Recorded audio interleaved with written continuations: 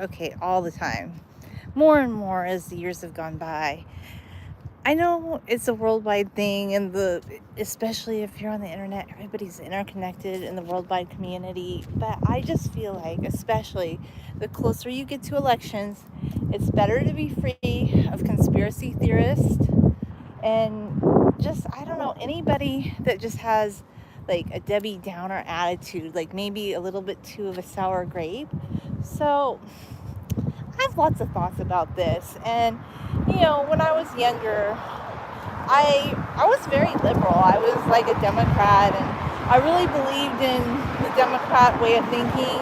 And I don't completely discredit that now, but I don't know. It's just because there was a time period when I started talking to people that consider themselves like libertarian or independent, or maybe even indulge in the world of conspiracy theories that kind of indulge in that world.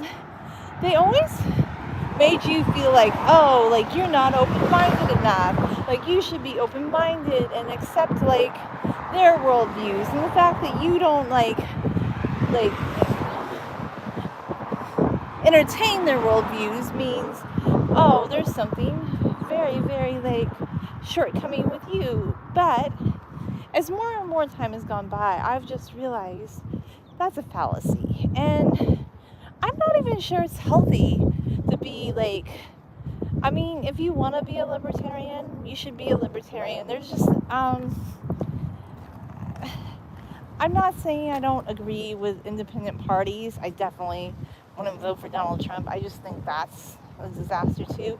I can't get behind everything Democrats do. Honestly, I just can't. Like, they're not my favorite all the time. But when we're looking at this election, right? I don't know. Am I kind of leaning more towards the Democrat side? Yeah, probably. Just because, I don't know, like, maybe I'm a little bit more left-leaning in some ways than other ways. But I think I'm kind of moderate in other ways too. But I'm really over, like, even just general conservatives that are not wacky. Like, and I'm not talking about people that just sort of make up things as they go along. Like, just more, like, if you're just a mainstream conservative person, like, I don't know, 1980s style conservative, not modern conservative, that's fine. I don't like the real, it's funny because I think, okay, the liberals can be really, like, some liberal people that are a little too anti-capitalism. I don't agree with that. Like, I think that's ridiculous because, like, what? Are you advocating that we should try communism, which has failed? But on the other hand, there's a lot of people, especially of the independent persuasion, they really like to promote conspiracy theories, and I just think they're really unhealthy in general. Like, I'm not saying that there's not, of course, there's documented cases of the government's doing wrong against people, but sometimes conspiracy theorists just like to get on social media to kind of cause like a ruckus. And I've kind of been seeing that more like on the TikToks lately, like with people, it's just always doom and gloom. It's always sour grape. And I have to question people that just always, not only is it sour grape, but they're always right. Their worldview is right. And okay, I'm just going to kind of lay it out too. I think some of the libertarian stuff is kind of sour grapes too. Like, if you are just kind of a general libertarian where you're just pro civil liberties, that's one thing. But when you're one of these kind of libertarian people that's just very pro conspiracy theory, very pro like not wanting the government involved in things you're doing, but you want freedom for yourself but not for other people, I kind of have a problem with that. Because one thing I've been noticing, like with a lot of the extreme, more libertarian types, like they're not really open to, like, they want to be left alone, but they don't want to leave others alone, and they love to exaggerate about things, like about certain politicians that end up being very just well, going back like 15 years, when I think about like things that they said about Obama, who's actually very moderate in a lot of ways. In fact, I would say the Democratic Party, in some ways, maybe not in the last 4 years, but prior to like Biden, who I don't really think was running the country, honestly. I think it was probably Kamala Harris and other people in his administration. But prior to that, I would say the Democrats under both Obama and Clinton were very moderate, very, very moderate. But people loved, like, if you look back in time, they loved to just act like Obama was very, like, radical, and he wasn't at all. Like, actually, a lot of his fiscal policy was quite, like, moderate. I don't know. And it's just weird. And then the conspiracy theory stuff, I just find a lot of it very negative. And when you are able to like get away from all this conspiracy theory that a lot of the libertarians promote, I think you're just better. And I'm not talking about just like regular conservative people that are just more like on the straight and narrow, but like the people that are always saying, like, talking about like deep state or acting like there's always some sort of doom and gloom around the corner. And I'm like, you don't need to see my feet.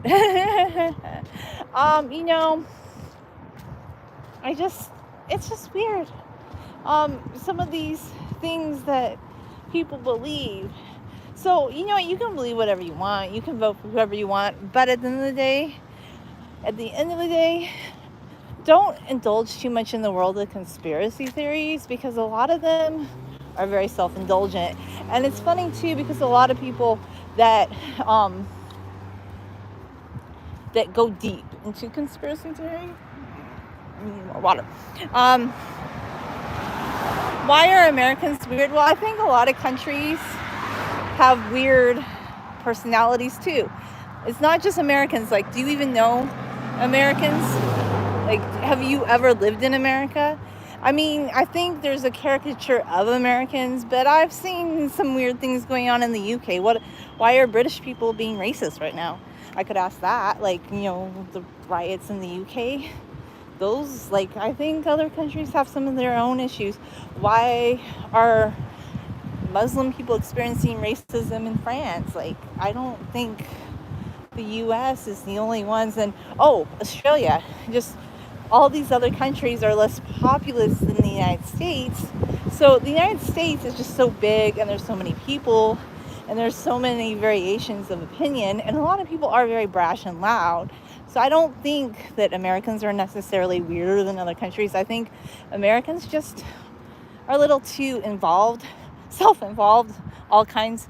My name's Julia. I just think all Americans are too self-involved, like, when it comes to our politics. Liberals included. Like, Americans act like, and if you never notice, Americans act like only America counts or something. And I've always known that. Like, since I was a kid, I'm like, this is weird. I do agree. You're not wrong.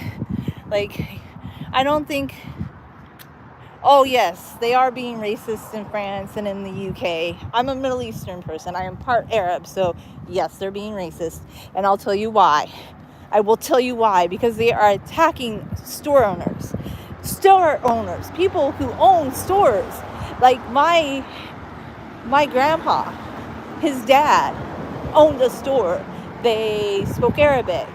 My last name's Arabic, okay? I mean, my family was Christian, but they lived next to Muslim people in Syria before they immigrated. Christians and Muslims used to live together, okay? So I know, some people are using the justification for this riot because they were saying an immigrant person killed those 3 little girls, but he actually was born in the UK and he was a Christian, and they're attacking Muslim stores. And yes, I'm part Arab, yes, from Syria. I've always talked about that. Yes, I'm part Arab, proud of it. A lot of Americans are part Arab. I'm part English and Arab. And you know what? Anybody that's racist against Arabs, they can go away. Well, I mean, we consider ourselves Levantine, but they speak Arabic, so I mean, it's basically Arab. Like, it's not Saudi Arabian Arab, but Levantine Arabic speaking people are technically considered Arab. The people that, a lot of these people in the UK don't like right now. It's not okay. It's not okay. You cannot attack somebody's store. It's never okay. I think Nigerians are cool. So, it's not right. It is not right at all. So here's the thing. Anytime you attack a store owner's store and you destroy their property and you steal from them, you're wrong. You're in the wrong. And yes, it is racist because there's a lot of people targeting minority people. They're not doing this to English white shop owners, are they? And they're bad and it's wrong and they shouldn't do it. And anybody that thinks that's okay, reality check. We don't agree with that on this channel. Like this channel, we think that's scary and that's wrong. And we always stick up for small shop owners because we believe in peace and we believe in treating people with respect. And we're introverts and we don't like people who go out and do things like that. And stay there, I'm coming. Where are you going to? That doesn't even make any sense. No, point is, this is the whole point. The whole point is nobody should be attacking anybody. Nobody should be damaging anybody's property. So anybody who thinks that's right is in the wrong. Like if there's young people who think it's okay to go do those things, they shouldn't be doing that. They really shouldn't. So if you want to be a good person, you're going to stay in your house. You're going to stay home. You're not going to go out and be part of a mob that's attacking stores. And we saw what's happening. Like everybody knows. There's been variations of this that weren't right either. Like it happened in California when I was a kid in the early 1990s where Korean shop owners were having their stores vandalized. And people justified, it was because of what police officers did. And that was wrong too. Like you should never destroy somebody's store. It's wrong. Like you should have a heart and you should not be doing those things. So in my opinion, we should live a peaceful life and we should treat others with kindness. And if somebody's different than you and you don't understand something about them or you don't like them, then you should just learn to be a kinder person. You should learn kindness. But that's not fun in the world. Like people who engage in all this conspiracy theory stuff or who want to get people all riled up, they don't stop and think for themselves. They don't stop to think, maybe I shouldn't do those things. Well, that was just one example. But I think there have been variations of it here in the US too. I just think people need to stop following every person that's trying to rile people up on the internet. Just stay home, read a book, work on your English language skills, work on learning another language, draw a picture. You don't need to be going out and doing bad stuff. Yeah. So that's just one example. But yes, I do have a problem with people who engage in conspiracy theories, people who create friction, and I don't like it. But I'm never gonna like that sort of thing. I feel like we need more introverted perspectives, people that wanna maybe one of the better things about COVID was that people were staying home more, and if they did socialize, it was with smaller groups of people. I don't really like large gatherings, to be honest with you. I've been to Disneyland, but that's as big as I like it. I don't like to go into big groups. I like Disneyland, but I just enjoy going with my family.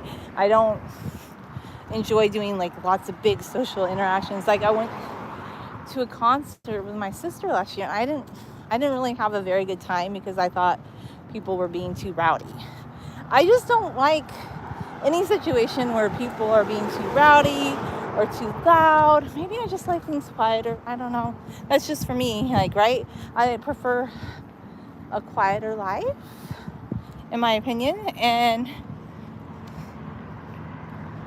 And, people should, okay, just be nicer. So anyway, that's all I have to say about that. But when it comes to conspiracy theories or people that are promoting like a political theory that's getting everybody kind of riled up about something, stop and think about it. I don't know, talk to a professor, talk to a teacher before you go off and you're like, oh my gosh, this person on the internet said this. Like, evaluate or do some actual research. Don't just believe, like, just because somebody said something on a podcast, just because I'm just walking home, just because somebody says something on a podcast, especially if it's like very political, it might not be true. It might just be their opinion. They might just be doing it for views. And what's funny? There's one of them actually. I think, does he even still have a YouTube channel? I'm not sure anymore, but I remember, I guess his ex-wife said that, like he was doing all these different like shows and like saying these real extreme things in front of their kids, and they were having a custody battle, and she was trying to say, oh, this isn't good that he's doing this, and he actually said in court that he didn't believe all the stuff he said, and he was just doing it for entertainment. Not that I consider that entertaining, but that's very revealing. So one thing that you always kind of have to question at the end of the day is when people get up and they're saying something, maybe they're just doing it to get a following and views, and you have to remember the expression, do as I say, not as I do, because a lot of people will say, oh, you should do this, you should believe that, you should follow this, but what do they do in their real life? Oh, like the politicians that all get along, like here in the US, like people think, oh, Democrats and Republicans all really don't like each other, but that's not even true. Like they all get along to some degree. Maybe it's been more, I would say it's been more divided in the last 8, 9, 10 years. It's gotten a little bit more divisive, but I would say a couple decades ago, all the politicians could definitely get together in Congress to vote themselves a pay raise. And I think to some degree they all still are friends with each other, or they have a mutual understanding of each other. And even former presidents that were considered rivals, like the Bushes and the Clintons, they're good friends now. Like, so what does that tell you? So all these people are like, oh, you should believe what I say because I am the political guru, or I'm the person that will lead you. Just don't do it. And another problem I have with the conspiracy theory thing is they just are so unrelenting. Like, just my experience. Like, I felt like, oh, I should be more open-minded to them. I should always think more about what they're saying. But then a lot of these conspiracy theory people, they were never going to change their mind, and they were very entrenched. The ones that are more hardcore, by the way, they're very entrenched in what they think, and they were never going to change their viewpoint. They just like to guilt trip others into changing their viewpoint. And there'll be times when people are legitimately happy or they're excited about something, and they kind of have this sour grape mentality. I don't know, I kind of remember. And I guess you have to learn things in life, but I remember the night that Obama was elected. That was my first encounter where I didn't go to anybody else's, I used to be on this website, Hub Pages. I didn't go to anybody else's, little articles, or we used to write these little articles, kind of like a blog. I consider it more blog format, because I used to be more of a blogger before YouTube was a thing, but I kind of stopped blogging just because you get more views doing YouTube, and YouTube's a little just bit better for my scheduling, honestly. I would still blog if having a website didn't become so expensive. I've talked about that before, how I actually got rid of my websites this year because I was with HostGator, but I wasn't updating them, and I didn't have the time to update them as much as I used to. But I still wanted them there, but they wanted to charge me thousands of dollars to continue having a website that I'd had for years. I'd had web hosting very affordably, like at $12 a month, and then they raised the price to $21. And then there was some sort of a data hack on one of my websites, and they told me in order to restore the site, I'd have to pay $3,000. And then they told me, oh, by the way, your sites won't even be restored until you start paying, like, they wanted me to pay, like, I don't know, like $1,000 a month to have these little, very basic WordPress websites that I'd had for years. And I'm like, this is ridiculous. So I let them go. I still have like the backups, and I've considered uploading those to WordPress, and I have like one just WordPress version, but the pictures that were hosted on my website, like, I don't know, they're gone. And then one of them got hacked and corrupted, so I had already lost like a decade worth of posts. So I just kind of got to the point, I'm like, I wasn't really updating them anyway. I'm just gonna let them go, and I will continue doing YouTube, and I have Instagram posts, and for me that's good enough. So yeah, okay. But anyway, getting back, I used to work, I didn't know you can rent a dumpster. Why do we need to rent a dumpster? Like, it says if you have too much stuff, you can rent a dumpster. Maybe that's the problem. If you have too much stuff, you need to rent a dumpster. What are you doing with, like, I know that's really a popular thing, but I'm just like, yeah, I don't think anybody should ever get to the point that they have so much stuff that they need to rent a dumpster. I know it's pretty common. I don't know, it's very common, but I just find it very concerning sometimes. But anyway, yeah, so I was writing on this website, Hub Pages. I was excited that Obama was elected, and I know everything's meant to be. It's meant to happen this way, but I had like this person just come and chastise me, telling me how horrible like the country was going to be because of Obama and his economic policy, and how, Clinton had been more moderate, but Obama was going to be so radical and leftist, which he never was, by the way. He never was. But I thought Obama was a pretty good president. I don't regret voting for him. He was the first president I was really excited to vote for in my adult life. So yeah, I don't regret voting for Obama. I actually really liked him. He was very articulate. If you look at all the different language use calculators, he's one of the most articulate presidents.